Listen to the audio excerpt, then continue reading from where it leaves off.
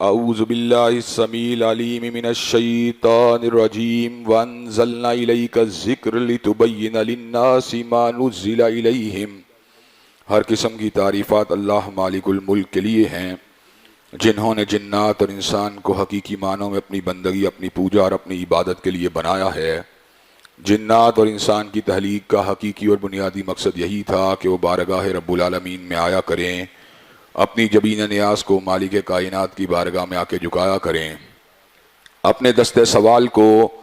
کبریا کی بارگاہ میں آ کے پھیلایا کریں، اپنی کمر کو حالت رکوع میں اس کی بارگاہ میں آ کے ہم کیا کریں، اسی کی تکبیر کی صداؤں کو بلند کیا کریں، اسی کی تحلیل کے آوازوں کو اجاگر کیا کریں اور اسی کی تسبیح گیت گایا کریں۔ چنانچہ ارشاد ہوا وما خلقت الجن والانس الا لیعبدون،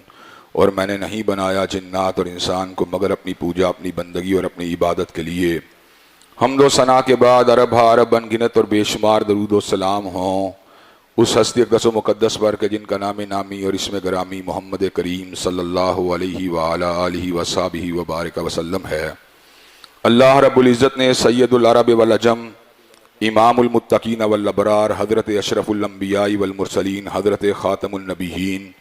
جناب محمد کریم صلی اللہ علیہ وسلم کو اہل کائنات کی ہدایت اور ان کی رہنمائی کے لیے مبعوث فرمایا، اور آپ کی ذات بابرکات کے ذریعے اہل کائنات کی ہدایت اور ان کی رہنمائی کا خوب بندوبست فرمایا۔ اللہ تبارک و تعالیٰ نے آپ کی سیرت طیبہ میں طرح طرح کی خصوصیات کو ودیعت فرما دیا تھا اور گوناگون قسم کی صفات کو آپ کی ذات اقدس و مقدس کا حصہ بنا دیا تھا، اور ان تمام باتوں سے بڑھ کر یہ کہ میرے آقا کی زندگی میں کوئی صبح ایسی نہیں آئی، کوئی شام اور کوئی رات ایسی نہیں آئی، دکھوں کی کوئی گھڑی اور خوشیوں کا لمحہ ایسا نہیں آیا جب مالک کائنات نے اپنی تائید کو، اپنی نصرت کو اور اپنی حمایت کاملہ کو آپ کے شامل حال نہ فرمایا ہو۔ اور ان تمام باتوں سے بڑھ کر یہ کہ عرش کے رب نے اپنی آخری کتاب حمید کو سید العرب والعجم، امام المتقین والابرار، حضرت اشرف الانبیاء والمرسلین، حضرت خاتم النبیین جناب محمد کریم صلی اللہ علیہ وسلم کے قلب اطہر میں نازل فرما دیا تھا۔ اس کتاب حمید میں اللہ تبارک و تعالیٰ نے زندگی گزارنے کے جملہ اسالیب کو بیان فرما دیا، اور اس بات کے ذریعے، اس کلام کے ذریعے انسانوں کو ان تمام چیزوں سے خبردار فرما دیا جو ان کو جہنم کے راستے پہ لے کے جانے والی، جو ان کو تباہی کے گڑھے میں گرانے والی ہیں۔ حضرات گرامی قدر، راستے دو ہیں۔ ایک راستہ وہ ہے جو انسانوں نے اپنی سوچ و فکر کے ساتھ، اپنے ہوائے نفس کے ساتھ، اپنی من مرضی کے ساتھ چنا ہے، اور ایک راستہ وہ ہے جو اللہ تبارک و تعالیٰ نے آسمان کی بلندیوں سے انسانوں کی ہدایت اور رہنمائی کے لیے نازل فرمایا ہے۔ جو راستہ انسانوں نے اپنی منمانی کے ساتھ چنا، اس کا نتیجہ تباہی ہے، جہنم کے انگارے ہیں، دنیا کی ذلت اور رسوائی ہے، اور آخرت کے اندر دردناک عذاب ہے، زری کی جاڑی ہے، ببول کے کانٹے ہیں، زقوم کا درخت ہے، جہنم کے دہکتے ہوئے انگارے ہیں، مائے حمیم ہے، چیہو پکار ہے، شور و غوغا ہے، اور اس کے مد مقابل جو اللہ تبارک و تعالیٰ کا بتلایا ہوا راستہ ہے، فَأَمَّا مَنْ ثَقُلَتْ مَوَازِينُهُ فَهُوَ فِي عِيشَةٍ رَاضِيَةٍ، اس کا ٹھکانہ ہمیشہ کے لیے اللہ تبارک و تعالیٰ کی طرف سے راضی رہنے والی خوشگوار زندگی ہوگی۔ حضرات گرامی قدر، وہ راستہ جو اللہ تبارک و تعالیٰ نے کلام حمید میں انسانوں کو سمجھایا اور بتلایا، اس راستے کو کما حقہ سمجھنے کے لیے ہمیں سیرت مطہرہ کے ساتھ تمسک کو اختیار کرنے کی ضرورت ہے۔ ہر سال ماہ شعبان کے اندر صحیح بخاری شریف کے ملک بھر میں دروس ہوتے ہیں، جن دروس کے اندر اس بات کا التزام کیا جاتا ہے کہ حضرت رسول اللہ صلی اللہ علیہ وسلم کی احادیث مبارکہ اور مطہرہ کو لوگوں تک منتقل کیا جائے، اور ان کو یہ بات سمجھائی اور بتلائی جائے کہ اللہ تبارک و تعالیٰ کا پیغام جو قرآن مجید کی سورہ الحمد سے لے کر ناس تک انسانوں کے لیے نازل کیا گیا، اس کا حقیقی معنی اور مطلوب کیا ہے۔ ایک معنی اور مطلوب قرآن مجید کا وہ ہے جو انسان اپنی مرضی کے ساتھ متعین کرنے کی کوشش کر سکتا ہے، اور کئی ادوار کے اندر کرتا رہا۔ غلام احمد پرویز کا یہ تصور تھا کہ حضرت رسول اللہ صلی اللہ علیہ وسلم کی احادیث مبارکہ سے رہنمائی حاصل کرنے کی ہمیں چندہ ضرورت نہیں ہے، ہمارے لیے تنہا قرآن کافی ہے۔ اسی طرح امریکہ سے تعلق رکھنے والے ایک ناحلف انسان جو اصل میں مصر کا ایک بایو کیمسٹ تھا، راشد الحلیفہ نے بھی اس تصور کو پیش کیا کہ تنہا قرآن مجید ہمارے لیے کافی ہے۔ حضرات گرامی قدر، جب ہم سیرت امام بخاری کی بات کرتے ہیں یا صحیح بخاری شریف کے دروس کی بات کرتے ہیں تو اللہ تبارک و تعالیٰ کے فضل و کرم سے ہم در حقیقت انسانیت کو اس بات سے آگاہ کر رہے ہوتے ہیں کہ اللہ تبارک و تعالیٰ نے جو قرآن مجید اتارا تھا اس کے مطلوب اور اس کے مفاہیم کو متعین کرنے کے لیے ہمیں حضرت رسول اللہ صلی اللہ علیہ وسلم کی سیرت مطہرہ کے ساتھ تمسک کو اختیار کرنے کی ضرورت ہے۔ حضرات گرامی قدر، اللہ تبارک و تعالیٰ نے قرآن مجید کے جا بجا مقامات کے پر اس حقیقت کا بیان فرما دیا۔ اللہ تبارک و تعالیٰ اعلان فرماتے ہیں لَقَدْ كَانَ لَكُمْ فِي رَسُولِ اللَّهِ أُسْوَةٌ حَسَنَةٌ، تحقیق تم سب لوگوں کے لیے حضرت رسول اللہ کی زندگی میں بہترین نمونہ ہے۔ اللہ تبارک و تعالیٰ نے اس حقیقت کا بھی اعلان فرما دیا ان کنتم تحبون اللہ فاتبعونی یحببکم اللہ، اگر تم اللہ تبارک و تعالیٰ سے محبت کرنے والے ہو تو حضور علیہ السلام کے اسوہ کامل کی پیروی کرو، اللہ تبارک و تعالیٰ تم سے محبت کرنے لگے گا۔ اللہ تبارک و تعالیٰ نے اس حقیقت کا بھی ابلاغ فرما دیا من یطع الرسول فقد اطاع اللہ، جس نے حضور کی بات کو مانا ہے اس نے در حقیقت حضور اقدس اور حضور انور کی بات کو نہیں مانا بلکہ اس نے مالک کائنات کی بات کو مانا ہے۔ حضرات گرامی قدر، اللہ تبارک و تعالیٰ کی ذات اور اس کی بات اور اس کی صفات سے یہ بات معلوم ہوتی ہے کہ اللہ تبارک و تعالیٰ خطا سے بھی پاک ہیں، سہو سے بھی پاک ہیں، نسیان سے بھی پاک ہیں۔ جس وقت حضرت موسیٰ علیہ السلام فرعون کے پاس آئے تو فرعون نے قوم کو ورگلانے کے لیے سیدنا موسیٰ علیہ السلام کے سامنے اس سوال کو رکھا تھا، کہا فما بال القرون الاولی، جو دنیا سے چلے جانے والے لوگ ہیں ان کے انجام کار کے بارے میں تم کیا کہتے ہو؟ تو سیدنا موسیٰ علیہ السلام نے جواب میں کہا تھا علمھا عند ربی فی کتاب لا یضل ربی ولا ینسیٰ، ان کا علم میرے پروردگار عالم کے پاس ایک کتاب کے اندر موجود ہے، نہ میرا رب کبھی بھولا ہے نہ کبھی اس کو نسیان ہوا ہے۔ اللہ تبارک و تعالیٰ کا علم اتنا پرفیکٹ اور اتنا پرسائز ہے کہ ہم اپنی سانسوں کو نہیں جانتے لیکن وہ ہمارے یوم ولادت سے لے کر یوم وفات تک ہر سانس کو گن رہا ہے۔ ہم ایک منٹ کے اندر اپنے دھڑکتے ہوئے دل کو نہیں جانتے لیکن وہ ہمارے شکم مادر سے لے کر ہماری قبر کی وادی تک اترنے تک ہمارے دل کی ہر دھڑکن کو جان رہا ہے۔ اللہ تبارک و تعالیٰ نے سینکڑوں جنگلات کو پیدا کیا، سینکڑوں جنگلات میں ہزاروں درختوں کو پیدا کیا اور ہر درخت کے اوپر ہزاروں پتوں کو پیدا کیا۔ وَمَا تَسْقُطُ مِن وَرَقَةٍ إِلَّا يَعْلَمُهَا، کوئی پتا ایسا نہیں جو مالک کائنات کے اذن یا اس کے علم کے بغیر کائنات میں گرتا ہو۔ اللہ یعلم ما تحمل کل انثیٰ، اللہ تبارک و تعالیٰ کو علم ہوتا ہے رحم مادر کے اندر کیا ہے، اللہ تبارک و تعالیٰ کو علم ہے کل کیا ہونے والا ہے، اللہ تبارک و تعالیٰ کا علم حقیقی ہے، اللہ تبارک و تعالیٰ کا علم قطعی ہے۔ اسی طرح حضرات گرامی قدر، ہمیں کتاب و سنت سے یہ علم بھی حاصل ہوا کہ حضرت رسول اللہ صلی اللہ علیہ وسلم کا علم بھی جو ہے ہر قسم کی خطا سے پاک ہے، اس لیے کہ ہم نے علم کو حاصل کیا، علامہ شہید سے حاصل کیا، انہوں نے علم کو حاصل کیا، حضرت حافظ محمد گوندلوی سے حاصل کیا، انہوں نے علم کو حاصل کیا، حافظ عبد المنان وزیر آبادی سے حاصل کیا، انہوں نے علم کو حاصل کیا، سید نذیر سے حاصل کیا، انہوں نے علم کو حاصل کیا، حضرت شاہ اسحاق سے حاصل کیا، انہوں نے علم کو حاصل کیا، حضرت شاہ عبدالعزیز سے حاصل کیا، انہوں نے علم کو حاصل کیا، حضرت شاہ ولی اللہ سے حاصل کیا۔ بات بڑھتی بڑھتی امیر المومنین فی الحدیث، حجت اللہ فی الارض، جبل الحفظ، آیت من آیت اللہ، امام بخاری تک پہنچی۔ حضرت امام بخاری نے علم کو حاصل کیا، ترجمان سنت حضرت احمد ابن حنبل سے حاصل کیا، انہوں نے علم کو حاصل کیا۔ امام علم و حلم حضرت شافعی سے حاصل کیا، انہوں نے علم کو حاصل کیا۔ امام دار الہجرہ حضرت امام مالک سے حاصل کیا، انہوں نے علم کو حاصل کیا۔ حضرت شیخ القرہ حضرت امام نافع سے حاصل کیا، انہوں نے علم کو حاصل کیا۔ حضرت محدث امت محدث ملت حضرت عبداللہ ابن عمر سے حاصل کیا، انہوں نے علم کو حاصل کیا۔ حضرت رسول اللہ سے حاصل کیا صلی اللہ علیہ وسلم، لیکن جب حضور کی باری آئی وَمَا كُنْتَ تَتْلُو مِن قَبْلِهِ مِن كِتَابٍ وَلَا تَخُطُّهُ بِيَمِينِكَ اذا لارتاب المبطلون بل ہوا آیات بینات فی صدور الذین اوتوا العلم. حضور نے علم کو حاصل کیا، علام الغیوب سے حاصل کیا، ستار العیوب سے حاصل کیا، غفار الذنوب سے حاصل کیا. حضور نے علم کو حاصل کیا، مالک الملک سے حاصل کیا، ذوالجلال والاکرام سے حاصل کیا. حضور نے علم کو حاصل کیا، غافر الذنب سے حاصل کیا، قابل التوب سے حاصل کیا. حضور نے علم کو حاصل کیا، سریع الحساب سے حاصل کیا، شدید العقاب سے حاصل کیا. حضور نے علم کو حاصل کیا،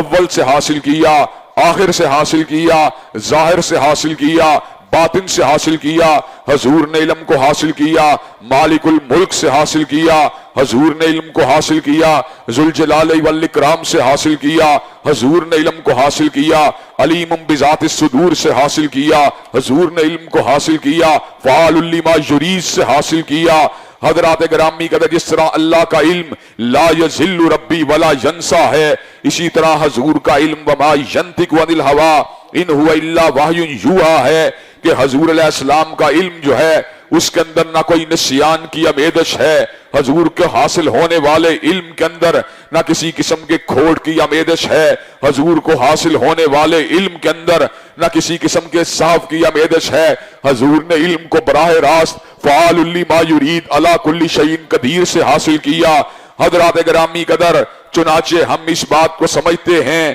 حضرت رسول اللہ صلی اللہ علیہ وسلم کے فرامین واضحہ کو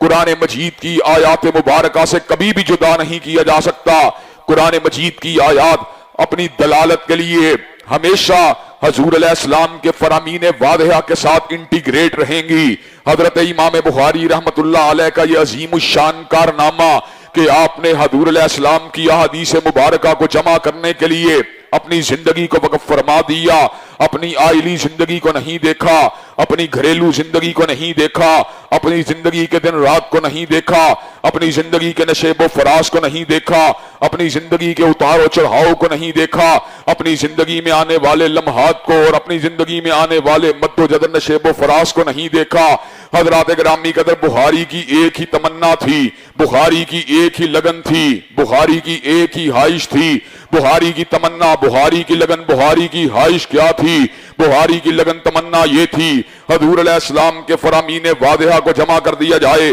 حضور علیہ السلام کے فرامین کو جو ہے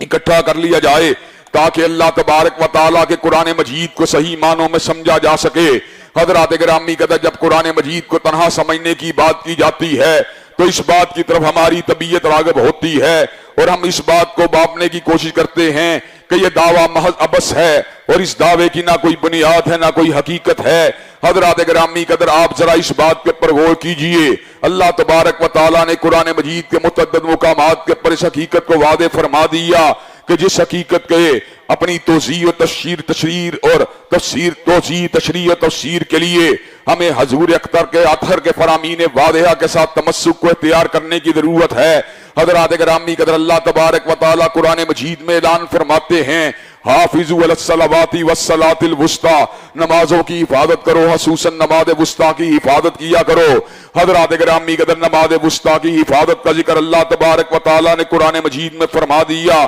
نماز وسطیٰ کون سی نماز ہے؟ حضرات گرامی قدر نماز وسطیٰ جو ہے وہ عصر کی نماز ہے. جب تک ہم حضرت رسول اللہ صلی اللہ علیہ وسلم کے فرامین کے ساتھ تمسک کو اختیار نہیں کریں گے ہم نماز عصر کو پا نہیں سکتے. اور نماز عصر کو پانا تو بڑی دور کی بات ہے. فجر کی نماز سے لے کر عشاء کی نماز تک ہم کسی نماز کی رکعتوں کا بھی بیان نہیں کر سکتے. کیا آپ قرآن مجید کو پڑھنے کے بعد کسی ایک نماز کی جملہ رکعتوں کا بیان کر سکتے ہیں؟ حضرات گرامی قدر یہ وہ سوال ہے جس کا جواب جو ہے غلام محمد پرویز کے پاس بھی موجود نہیں ہے. اس سوال کا جواب جو ہے ڈاکٹر راشد الخلیفہ ملعون کے پاس بھی موجود نہیں ہے. حضرات گرامی قدر اس سوال کے جواب کے لیے ہمیں احادیث طیبہ کے ساتھ تمسک کو اختیار کرنا پڑے گا. حضرات گرامی قدر قرآن مجید میں اللہ تبارک و تعالیٰ نے اس امر کا اعلان فرما دیا ان الصفا والمروہ من شعائر اللہ، ان الصفا والمروہ من شعائر اللہ فمن حج البیت او اعتمر فلا جناح علیہ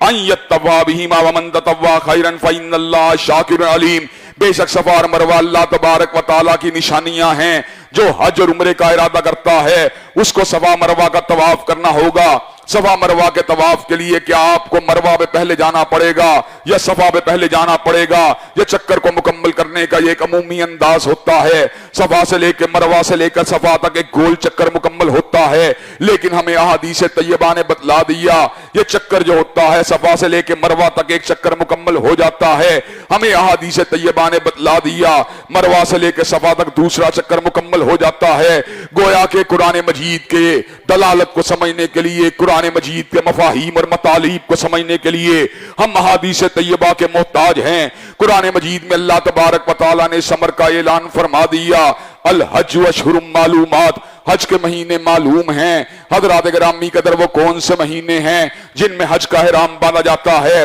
حضرات گرامی قدر ہمیں احادیث طیبہ سے علم حاصل ہوا حج کے مہینوں کا مطلب یہ ہے جب آپ شوال کے اندر احرام کو باندھیں گے، جب آپ ذیقات کے اندر احرام کو باندھیں گے، ذی الحجہ میں احرام کو باندھیں گے، تو ایسے عالم کے اندر آپ حج کا احرام باندھ سکتے ہیں۔ حضرات گرامی قدر اگر آپ قرآن مجید سے تنہا اس حقیقت کا تعین کرنا چاہیں آپ کر نہیں سکتے۔ حج کا آغاز یوم الترویہ سے ہوتا ہے، 8 ذی الحجہ کو حاجی احرام کو باندھتے ہیں۔ اگر آپ تنہا قرآن مجید سے استدلال کو حاصل کرنا چاہیں آپ اس بات کا تعین نہیں کر سکتے کہ حج کا احرام اور حج کا آغاز کون سی تاریخ کو ہونا چاہیے۔ حضرات گرامی قدر گویا کہ ہم اس بات کو سمجھ سکتے ہیں انسان اپنی یوم ولادت سے لے کر یوم وفات تک لحظہ لحظہ لمحہ لمحہ قرآن مجید کی دلالت کو سمجھنے کے لیے احادیث طیبہ کا محتاج ہے۔ حضرات گرامی قدر ہم اس بات کے پر اعلیٰ وجہ البصیرت جو ہے پیرا دینا چاہتے ہیں اور اس بات کو لوگوں کے سامنے ببانگ دہل بیان کرنا چاہتے ہیں۔ قرآن مجید کی دلالت کو سمجھنے کے لیے، قرآن مجید کے مفاہیم اور مطالب کو سمجھنے کے لیے ہمیں احادیث طیبہ سے تمسک کو اختیار کرنا پڑے گا، ہمیں احادیث طیبہ سے اپنے تعلق کو جوڑنا پڑے گا۔ حضرات گرامی قدر امام بخاری رحمت اللہ علیہ کا عظیم الشان کارنامہ 7500 ایسے فرامین کو بتکرار جمع فرما دیا جن کے اندر حضرت رسول اللہ صلی اللہ علیہ وسلم کی احادیث کا بیان ہے، اور اپنی کتاب کی سیٹنگ کے ذریعے اس بات کو سمجھا دیا کہ کتاب کا آغاز اس بات سے ہوتا ہے انما الاعمال بالنیات، اعمال کا دار و مدار نیتوں کے اوپر ہے، اور اختتام کس بات کے اوپر ہوتا ہے کلمتان حبیبتان الی الرحمن ثقیلتان فی المیزان خفیفتان علی اللسان سبحان اللہ و بحمدہ سبحان اللہ العظیم۔ اس بات کو ثابت فرما دیا کہ انسان کے اعمال کا انجام جو ہوگا، انسان کی زندگی کا انجام جو ہوگا وہ اعمال کے تلنے کے اوپر ہوگا۔ حضرات گرامی قدر گویا کہ اس حقیقت کو سمجھا دیا وہ دین جو اصلاح نیت سے شروع ہوتا ہے وہ اعمال کے تلنے کے اوپر جا کے ختم ہوگا۔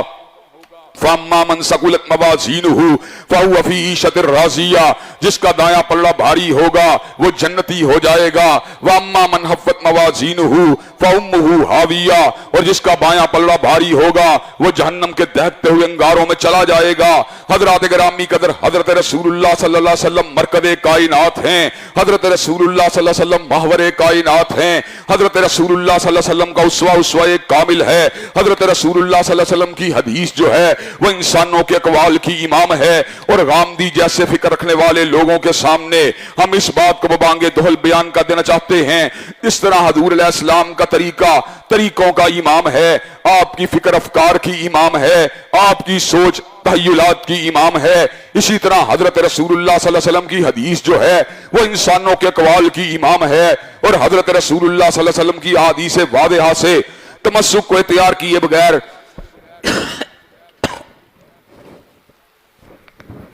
انسانوں کو کبھی منزل نہیں مل سکتی۔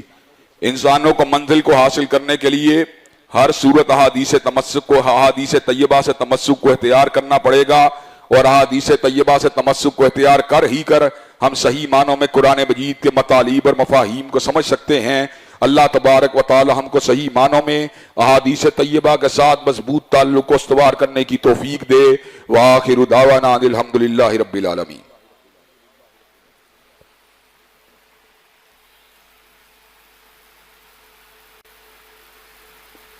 الحمدللہ نحمدہ ونستعینہ ونستغفرہ ونؤمن بہ ونتوکل علیہ ونعوذ باللہ من شرور انفسنا ومن سیئات اعمالنا من یہدہ اللہ فلا مضل لہ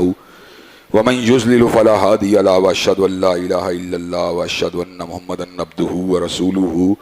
اما بعد فإن خیر الحدیث کتاب اللہ وخیر الہدی ہدی محمد صلی اللہ علیہ وسلم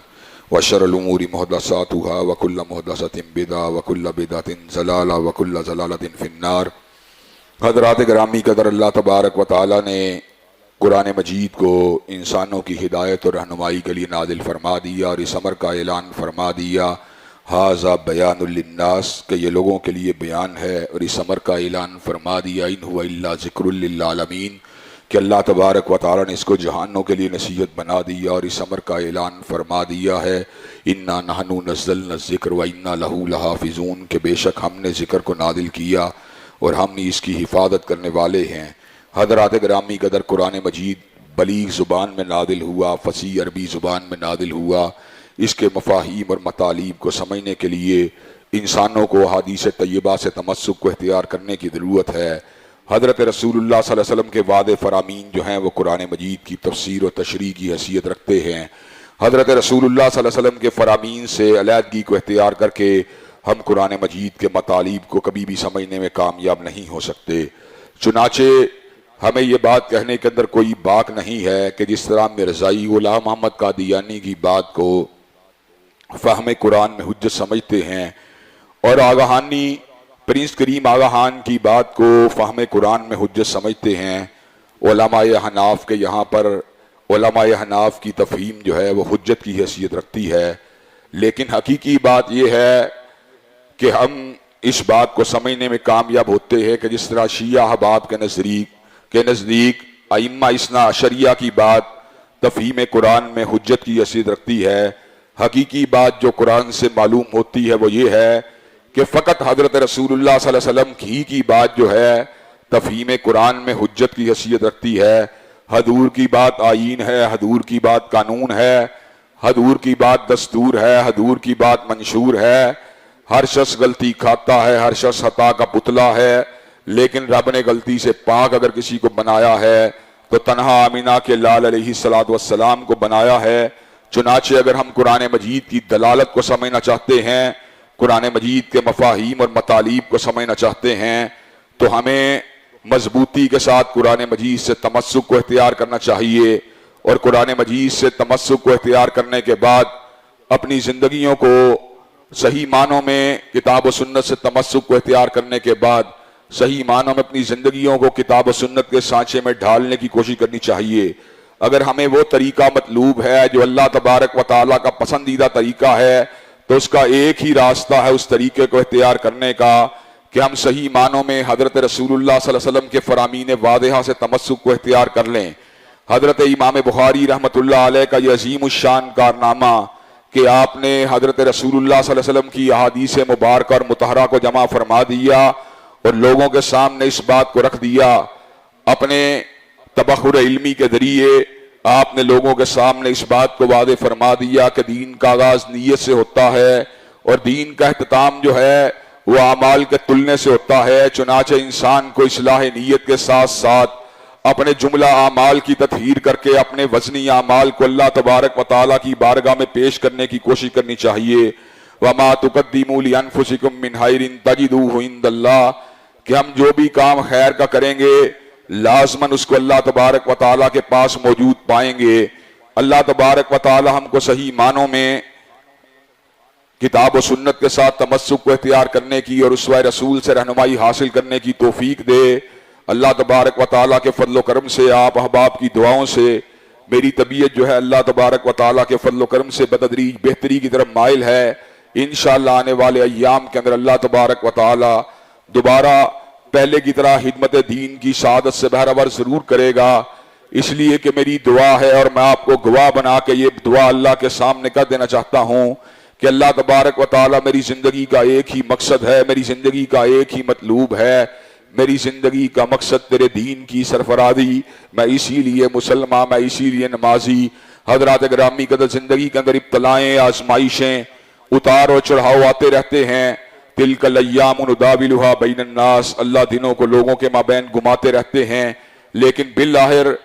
اللہ تبارک و تعالیٰ نے اس بات کو واضح فرما دیا، الا ان نصر اللہ قریب، کہ اللہ تبارک و تعالیٰ کی مدد جو ہوتی ہے وہ قریب ہوتی ہے۔ ان رحمت اللہ قریب من المحسنین، اور اللہ تبارک و تعالیٰ کی رحمت ہمیشہ نیکوکاروں کے قریب ہوتی ہے۔ اللہ تبارک و تعالی ہمیں صحیح معنوں میں دین پر چلنے کی توفیق دے۔ اعادہ وضو کے لیے ایک مرتبہ آپ سے معذرت خواہ ہوں، انشاءاللہ امید ہے کہ آئندہ خطبہ جمعہ میں اس بات کی بھی نوبت نہیں آئے گی۔ ان اللہ یأمر بالعدل والاحسان وایتاء ذی القربى وینہی عن الفحشاء والمنکر والبغی سبحان ربک رب العزۃ عما یصفون وسلام علی المرسلین والحمد للہ رب العالمین۔